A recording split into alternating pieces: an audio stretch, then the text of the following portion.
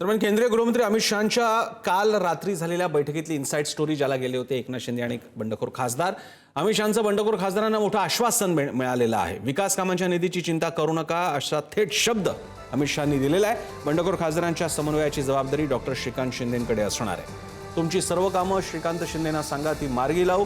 मोठ्या कामांवर कॅबिनेट बैठकीत निर्णय होईल असंही अमित शहांनी स्पष्ट आश्वासन दिलं आहे। शिवाजी काळे दिल्लीहून आपल्यासोबत आहेत। शिवाजी, कालच्या बैठकीबद्दल काय आहे इनसाइड स्टोरी, काय चाललंय?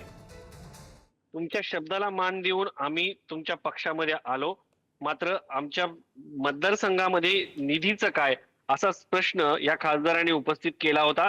त्यानंतर दिल्लीमध्ये बैठक पार पडली आणि या बैठकीनंतर अमित शहा यांच्याकडे हे सर्व खासदार गेले आणि त्यांच्या मतदारसंघाचे जे लेटर आहेत, पत्र आहेत विविध कामांचे, ते अमित शहा यांना सुपूर्द केले। आता हे सुपूर्द केलेल्या पत्राचं पुढे काय, तर यावेळेस केंद्रीय गृहमंत्री अमित शहा यांनी या सगळ्या संदर्भामध्ये श्रीकांत शिंदे आगामी काळामध्ये समन्वय साधतील, तुम्हाला एक मंत्री देखील दिला जाईल आणि तो मंत्री सर्व मंत्र्यांकडनं तुमची ही कामं जी आहेत ती करून घेईल। भविष्यामध्ये हे जे काम दिलेले आहेत हे कॅबिनेटमध्ये येतील आणि ते एका कॅबिनेटमध्ये मंजूर देखील करून घेतले जातील। त्यामुळे भविष्यातील तुमचा समन्वयाचा की पर्सन आहे एकनाथ शिंदे तर असतीलच, त्याचबरोबर श्रीकांत शिंदे हे देखील तुमचे की पर्सन असतील आणि ते भविष्यामध्ये ही सर्व कामं तुमच्यासाठी माझ्याकडे घेऊन येतील आणि मी ते कामं करून देईल। तुम्ही निश्चित राहा, हा माझा शब्द आहे। राजकीय भवितव्याची चिंता करू नका, लीगल बॅटलच्या संदर्भात देखील निश्चित राहा असा शब्द अमित शहा यांनी या बैठकीमध्ये दिल्याची माहिती विश्वसनीय सूत्रांनी दिलेली आहे।